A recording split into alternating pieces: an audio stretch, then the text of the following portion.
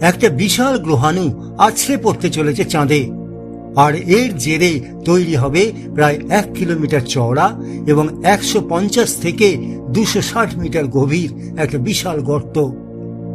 সংঘর্ষের ফলে ছিটকে যাওয়া চাঁদের ধ্বংসাবশেষের প্রায় 400 কেজি অংশ পৃথিবীর বায়ুমণ্ডল পেরিয়ে ভূপৃষ্ঠে পৌঁছতে পারে। বড় ও উন্নত শহরের ওপর তা এসে পড়লে ক্ষতি হবে সীমাহীন। না, এই কোনো কল্পবিজ্ঞানের গল্প নয়। মহাবিশ্বে এমন ভয়ঙ্কর ঘটনার কথা শুনিয়েছেন বিজ্ঞানীরা। চীনের ছিংহুয়া বিশ্ববিদ্যালয়ের বিজ্ঞানী ইফান হে ও তার সহকর্মীরা একটি নতুন গবেষণায় এই সম্ভাব্য সংঘর্ষের কথা শুনিয়েছেন। এই খবর প্রকাশ করেছে sciencealert.com। তবে চাঁদে এমন সংঘর্ষ একেবারে নতুন নয়।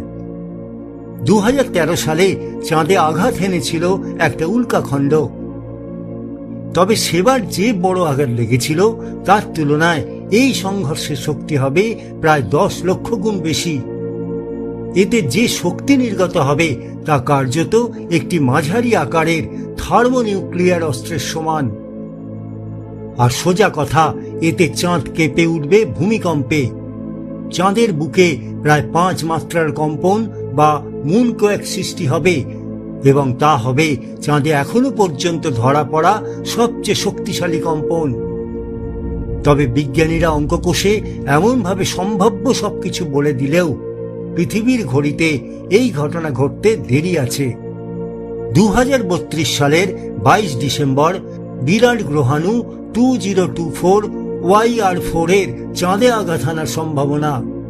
যদিও ঘটনার সম্ভাবনা এখনো তুলনামূলকভাবে মাত্র 4%, কিন্তু তাতেই এত হইচই কেন?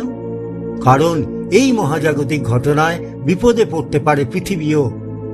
প্রায় 400 কেজি ধ্বংসাবশেষ পৃথিবীর কোথাও না কোথাও পড়বেই। তা যদি দুবাইয়ের মতো শহরে পড়ে তাহলে ক্ষয়ক্ষতি হতে পারে কল্পনাতীত। ছিটকে আসা ধ্বংসাবশেষে পৃথিবীর কক্ষপথে থাকা অসংখ্য স্যাটেলাইটের বড় ক্ষতি হতে পারে। তবে এই সংঘর্ষ পরীক্ষা নিরীক্ষার বড় সুযোগ এনে দেবে বিজ্ঞানীদের। কৃত্রিম বিস্ফোরণ না ঘটিয়েই প্রাকৃতিকভাবে ঘটা ঘটনা চাঁদের ভূতত্ত্ব, ভূকম্পন ও রাসায়নিক গঠন নিয়ে গবেষণার সুযোগ এনে দেবে। জেমস ওয়েব স্পেস টেলিস্কোপ দিয়ে এই মহাজাগতিক ঘটনা বিশদে পর্যবেক্ষণ করা সম্ভব হবে। তবে সংঘর্ষের সম্ভাবনা মাত্র 4% হলেও ঝুঁকি নিতে চাইছেন না বিজ্ঞানীরা। সম্ভাবনা আরো বাড়লে গ্রহাণুকে কক্ষপথ থেকে সরিয়ে দেওয়ার কথাও ভাবছেন তারা।